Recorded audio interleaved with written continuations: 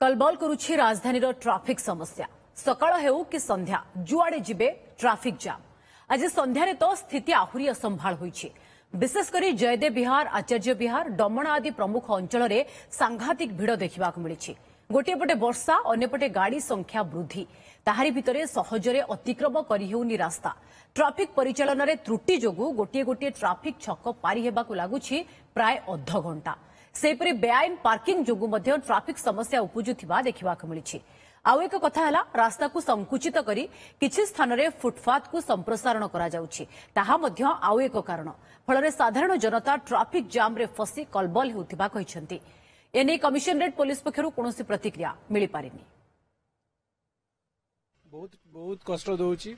गला बेलु केम सब बेले हमर माने एई टाइमटा बहुत सब बेले खराब हे जाउछि।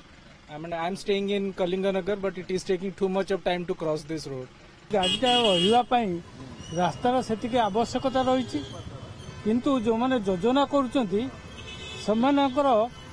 दूरदृष्टिर अभाव जो यही अवस्था भोग करिया पड़ुछि।